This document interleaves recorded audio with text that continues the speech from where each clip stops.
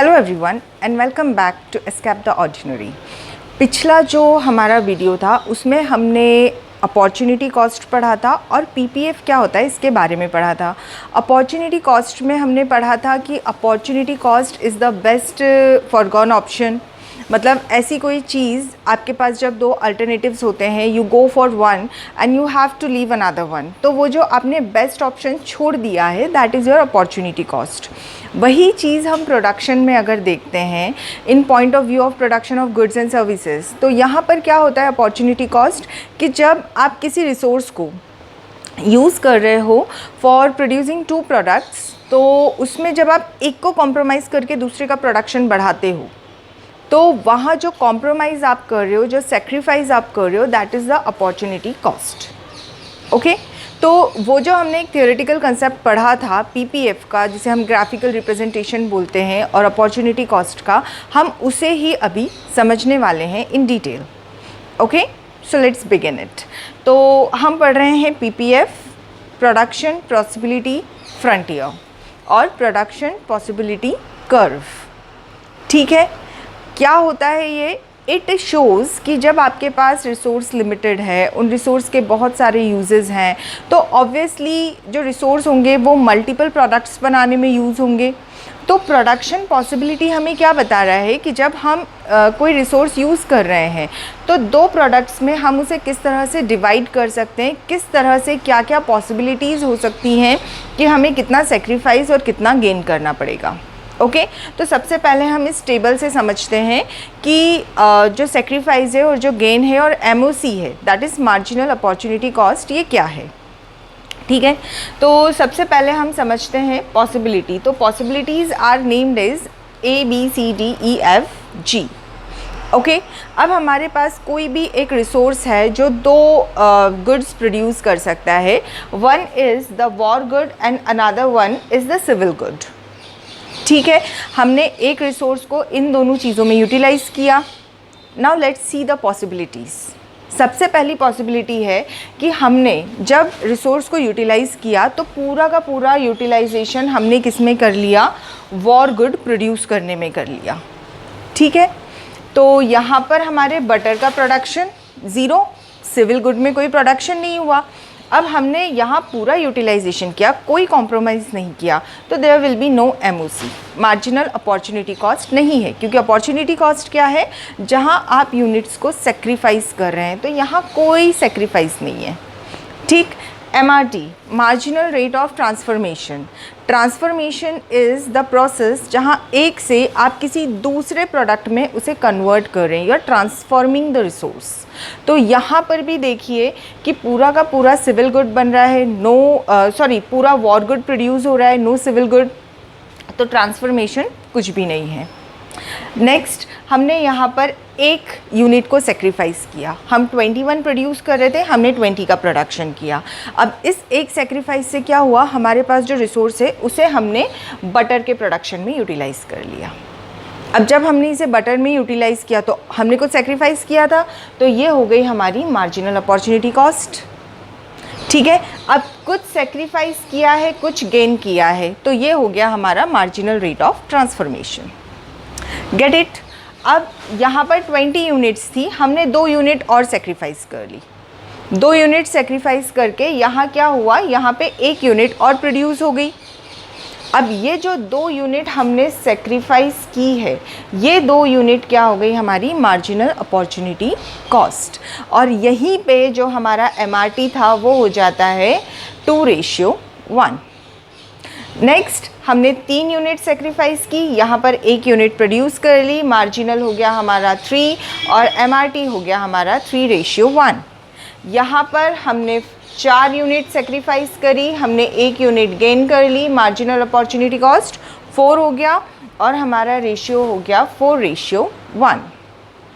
और सेक्रीफाइस किया, हमने यहाँ पे 5 यूनिट सेक्रीफाइस कर ली, यहाँ पे हमने 1 यूनिट गेन करी, यहाँ पे हमारा MOC हो गया 5 और हमारा MRT हो जाता है 5:1।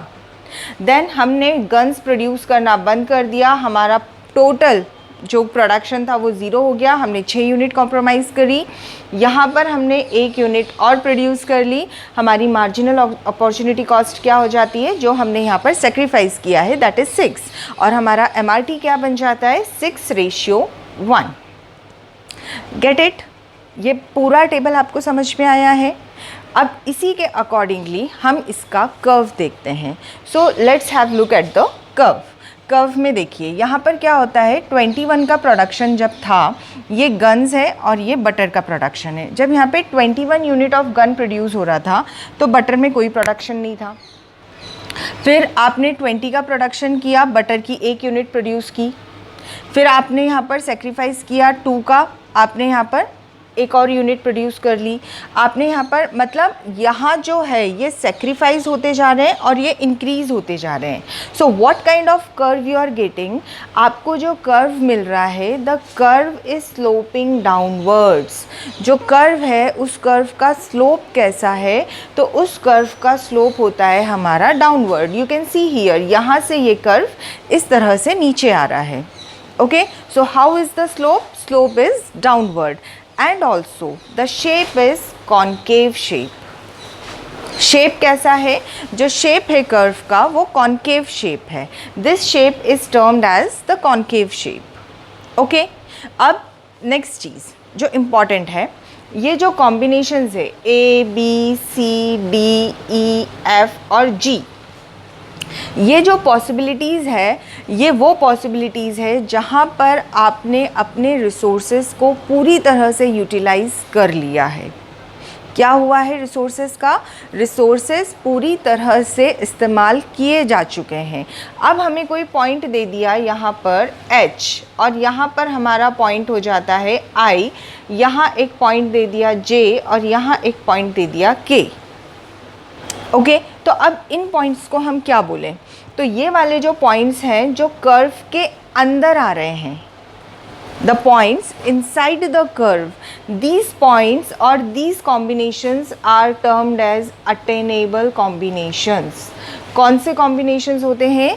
दीज आर जो अंदर हैं, that is I and H। ये कौन से हैं? अटेनेबल हैं, मतलब यहाँ पे आपने रिसोर्स को ऑप्टिमम यूज़ नहीं किया है, थोड़ी बहुत पॉसिबिलिटी है आप उसे यूज़ कर सकते हैं। ठीक है, अब ये जो बाहर हैं J और K, ये कौन से हो जाते हैं? ये हो जाते हैं आपके अनअटेनेबल। कौन से हैं ये? दीज आर द अनअटेनेबल, मतलब आपके अप्रोच से बाहर। सॉरी, कौन से हैं ये? J और K। ओके, तो did you get the point? जो कर्व के ऊपर आ रहे हैं, दीज आर द कॉम्बिनेशंस जहां आप यूटिलाइज कर चुके हो रिसोर्सेज को। कर्व के अंदर जो आ रहे हैं, these are the points which are attainable, मतलब थोड़ी बहुत यूज़ हो सकता है। और जो इसके बाहर आ रहे हैं, दीज आर अनअटेनेबल, मतलब हम उनका कुछ भी नहीं कर सकते। ठीक है, तो ये है आपका PPF इस शेड्यूल के अकॉर्डिंग। आई होप आपको ये समझ आया होगा। Now the next point is कि ये कॉन्केव शेप है, तो क्या ये कॉन्वेक्स और स्ट्रेट लाइन हो सकता है? ऑफ कोर्स हो सकता है। यहाँ से जो एक क्वेश्चन जनरेट होता है वो ये होता है कि why PPF is concave shaped. तो आपने MRT को अगर ऑब्ज़र्व किया है तो MRT में आपने एक पैटर्न ऑब्ज़र्व किया होगा कि जो MRT है, MRT क्या हो रहा है? MRT इंक्रीजिंग है। कैसा है MRT? MRT इंक्रीज़ हो रहा है। सी 1:1, 2:1, 3:4, 5:6 रेशियो। तो MRT क्या हो रहा है? इंक्रीज़ हो रहा है। अब इस इंक्रीज़ की वजह से क्या है? ये कॉन्केव शेप्ड है। Got the point? अगर कोई पूछ लेता है कि भाई PPF का शेप कॉन्केव क्यों है? क्यों है? क्योंकि MRT जो है वो इंक्रीज़ हो रहा है, मार्जिनल रेट ऑफ ट्रांसफॉर्मेशन बढ़ रहा है, इसलिए ये कॉन्केव है। तो क्या ये कॉन्वेक्स हो सकता है? ऑफ कोर्स हो सकता है। अगर आपका जो MRT है, MRT अगर आपका डिक्रीज़ होने लगे, अगर MRT डिक्रीज़ होने लगेगा तो ये क्या हो जाएगा? This will become convex shape. तो क्या ये स्ट्रेट लाइन हो सकता है? हो सकता है, डेफिनेटली हो सकता है। अगर हमारा जो MRT है ये कांस्टेंट हो जाए कि भाई 1:1, 1:1, 1:1, एक सेक्रीफाइस एक गेन, एक सेक्रीफाइस एक गेन, एक सेक्रीफाइस एक गेन, सारी पॉसिबिलिटी अगर कुछ इस तरह से हो जाती है, मतलब क्या हो गया, हमारा जो MRT था वो MRT हो गया हमारा कांस्टेंट। तो हमारा ये वाला जो पार्ट है, ये जो कर्व है, ये कर्व हमें कैसा मिलेगा, तो ये कर्व हमें मिलेगा भाई साहब स्ट्रेट लाइन में। आगे तीनों चीज़ें समझ में, मतलब आपका जब MRT बढ़ रहा होता है तो हमें ये जो कर्व मिलता है ये कॉन्केव शेप में मिलता है। जब आपका MRT डिक्रीज़ होगा तो ये जो कर्व है ये हमें कुछ इस तरह से मिलेगा कॉन्वेक्स शेप्ड में। और यहीं पर जब आपका MRT जो है वो कांस्टेंट हो जाता है तो यही वाला कर्व जो है वो हमें स्ट्रेट लाइन में मिलेगा। बट ये वाली जो पॉइंट है कि इसका जो स्लोप है वो कैसा होगा, तो वो हमेशा डाउनवर्ड ही होगा। ओके, आई होप आपको ये पूरा का पूरा कंसेप्ट समझ में आया है। PPF क्या होता है? PPF होता है जब हम रिसोर्सेज को यूटिलाइज़ करने के लिए वेरियस कॉम्बिनेशंस में, वेरियस प्रोडक्ट में उन्हें यूटिलाइज़ करते हैं, तो वो जो पॉसिबिलिटीज़ होती है उनका graphical presentation, that is called PPF, production possibility frontier. Okay, ये एक टेबल है जिसके थ्रू हमने कुछ डेटा और इस डेटा को हमने कर्व पे रिप्रेजेंट किया है। ओके, अब इसके शेप की अगर बात आती है तो शेप कैसा होता है, स्लोपिंग डाउनवर्ड एंड कॉन्केव। तो स्लोपिंग डाउनवर्ड तो ये हमेशा होगा, लेकिन क्या कॉन्केव से चेंज हो सकता है? तो ऑफ कोर्स ये कॉन्वेक्स भी हो सकता है, ये स्ट्रेट भी हो सकता है। That completely depends on this part MRT। MRT बढ़ रहा है इसलिए ये कॉन्केव है, MRT डिक्रीज़ हो रहा होता तो ये कॉन्वेक्स होता, और अगर MRT कांस्टेंट हो जाता है तो ये हमें स्ट्रेट लाइन भी मिल सकता है। ठीक है, फिर आता है point attainable and unattainable combinations. तो जो हमें कर्व के ऊपर मिल रहे हैं वो सारे कॉम्बिनेशंस वो हैं जो आप यूटिलाइज़ कर चुके हो। इसके अंदर जो हमें मिलते हैं ये कॉम्बिनेशंस होते हैं जो अटेनेबल हैं, मतलब जो आगे हम यूटिलाइज़ कर सकते हैं, जिनमें थोड़ी बहुत पॉसिबिलिटी बाकी है। और इसके बाहर जो हैं that are out of range, जिनकी कोई पॉसिबिलिटी नहीं है। Okay, so whatever your views are, please express in the comment section, and don't forget to like, share and subscribe Escape the Ordinary. Take good care of yourself. Bye bye.